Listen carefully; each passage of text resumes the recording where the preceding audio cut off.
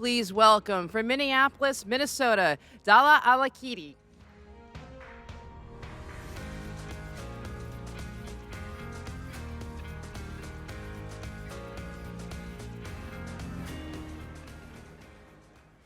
Good morning. Coming from Minneapolis, it's so good to see that many Republicans in one place.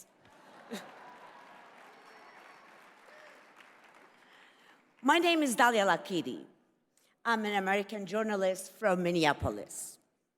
I am a proud conservative, challenging Ilhan Omar in Minnesota's 5th District.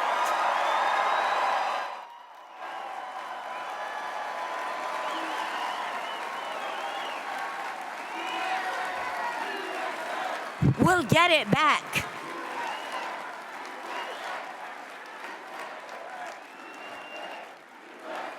Wow.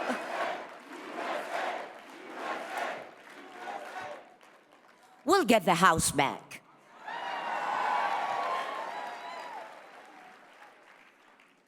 I grew up in Baghdad, Iraq. Growing up, my family had everything we could wish for, but we didn't have freedom. It was an Iraq ruled by Saddam Hussein. We could not protest his government. We couldn't complain about things that we weren't happy about or things that were happening in our country.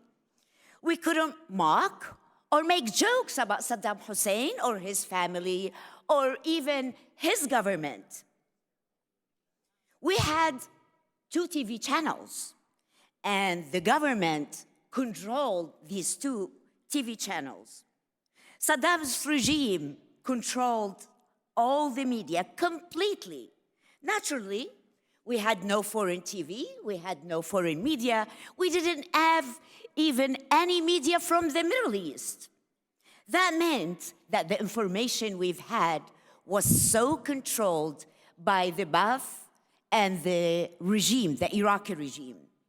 The government controlled every aspect of our lives, including the way we think and what we should think.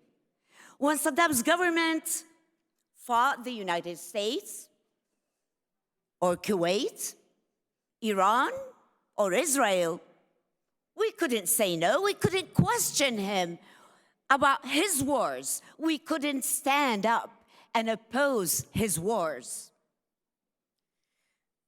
We couldn't speak about the regime's corruption or its mass murders of our fellow citizens who were Kurds, and I'm half Kurd.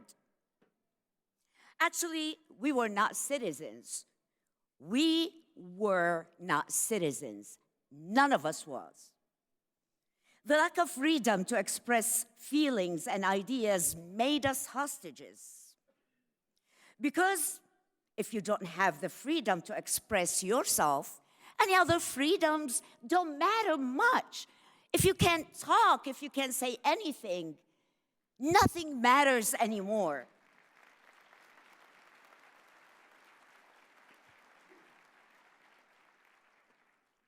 Hostages have no choices. They understand the consequences of destroying their captors. Rich or poor, it doesn't matter. No freedom for all. Because we couldn't turn off or turn to our neighbors or turn to our family members because we were so afraid. We couldn't even trust them. Trust your own family. You're scared that would turn you to the Secret Service or the secret police back in Iraq. It made us distrust each other. We didn't only live in fear of Saddam Hussein. We've lived in fear of each other. As Iraqis, we knew that this was not natural. We knew that elsewhere in the countries like the United States or Israel, which we were taught to hate, people could express themselves and without fear, something we didn't learn and we didn't know how to do. they couldn't turn, or they could turn to their neighbors or friends and talk about things and without worrying that they'll be in trouble. Freedom was a forbidden word. Freedom was a word that we dreamt of and we yearned for. In 1988, my family and I fled the country. We didn't tell anybody. We didn't tell our family members because we were feared that the government would know that we were planning to leave. We left Iraq with whatever we could carry with us. After a couple of years, after working in the Middle East in the media, opposing Saddam Hussein, in the greatest blessing of my life, we were able to arrive to the United States of America.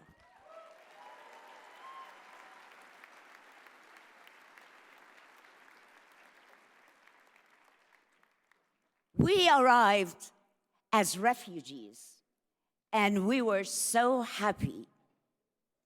Today, I'm heartsick for this wonderful country that took me and my family and gave me freedom and gave me a bright future. The Democrats and the Democratic Party looks like it will nominate a socialist. Someone who all his life defended and supported the communist states that made hostages of their people. Every one of the countries Bernie Sanders praised, from the Soviet Union to Venezuela to Castro's Cuba, all of them made hostages of their people, and I know the feelings. The countries that Ilhan Omar defends, like Iran, like Qatar, like Turkey, they make hostages of their people.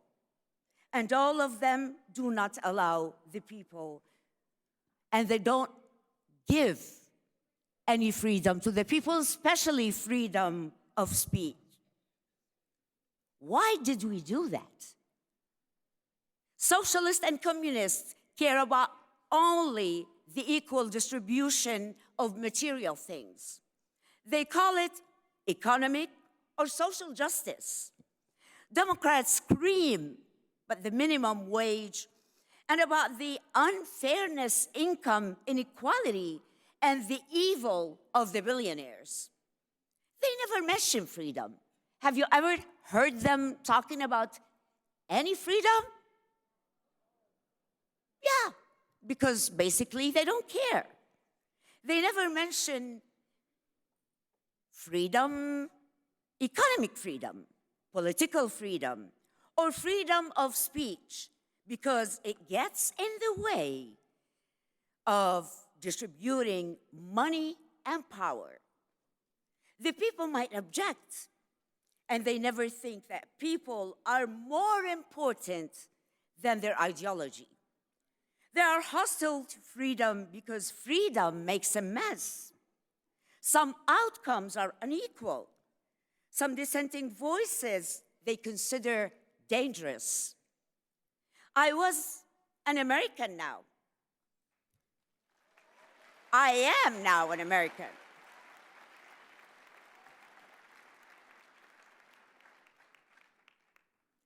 By the time I became an American, I was broadcasting to millions of people in the Middle East via Al-Hurra.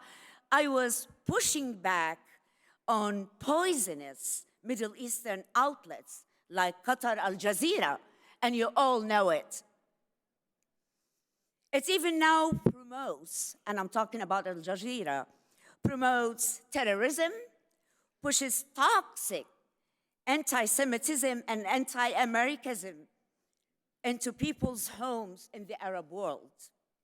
When I was a journalist, I was not like the fake news American media either.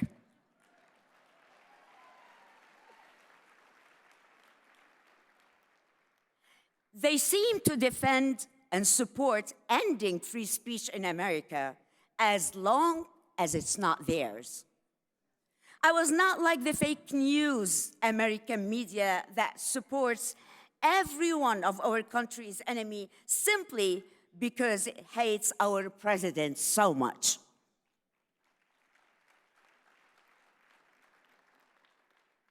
No, I was an American, and I used my voice to support America and our allies.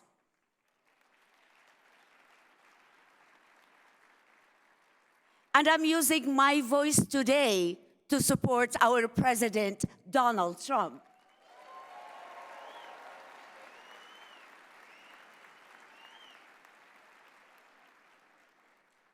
I've been also using my voice as a weapon against oppression and to defend human rights all over the world.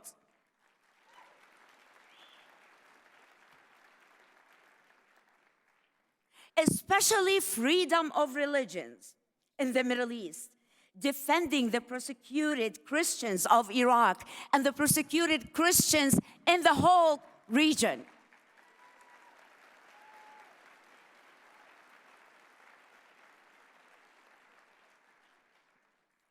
And as a Muslim Sunni, when ISIS entered Iraq back in 2014 and persecuted all the Christians in the country, I took a stand and I went on air and I wore a cross on solidarity of every Christian in the Middle East.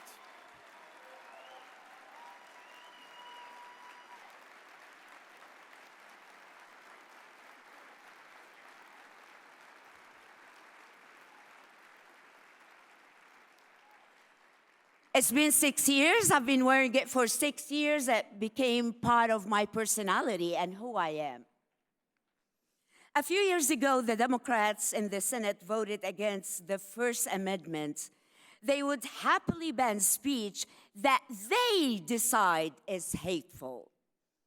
The activist far left would love to criminalize speech they don't like, because to them, their ideology is more important than what you think or what I think, or if we object.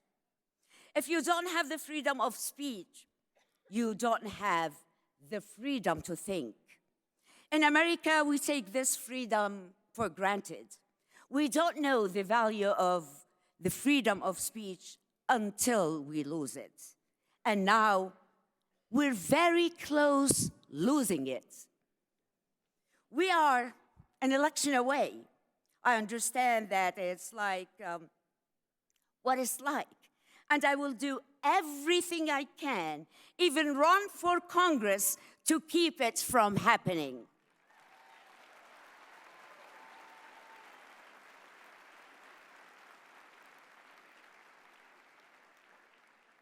After the United States deposed Saddam Hussein and his evil regime, I returned to Iraq to report from the Middle East.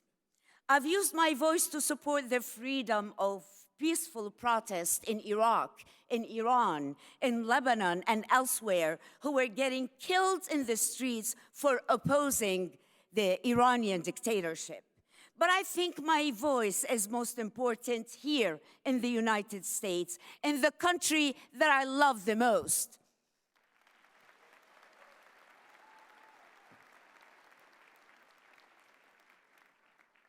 I want my voice to be a warning to America against allowing the hate from the Middle East to come here, because I know it.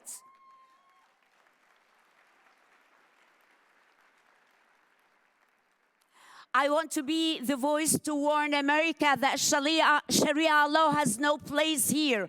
I ran away from it.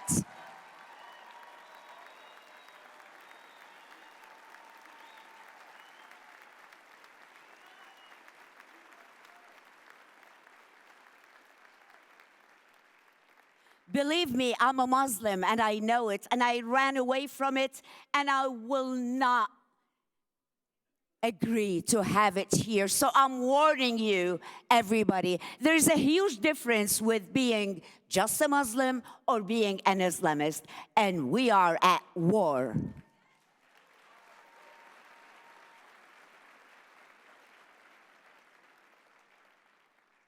We are nothing without our freedom.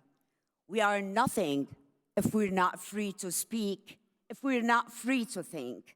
I wanted to give back to this country that I love so much. I wanted to say thank you to this country that is my country now. It's my heart, and I've been here for 3 decades. If you want to know more about me, go to daliaforcongress.com.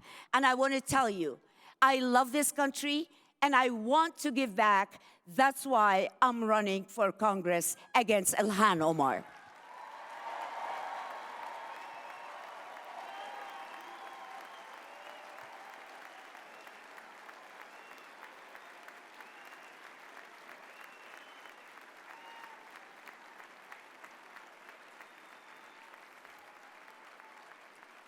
We all should stand together and unite.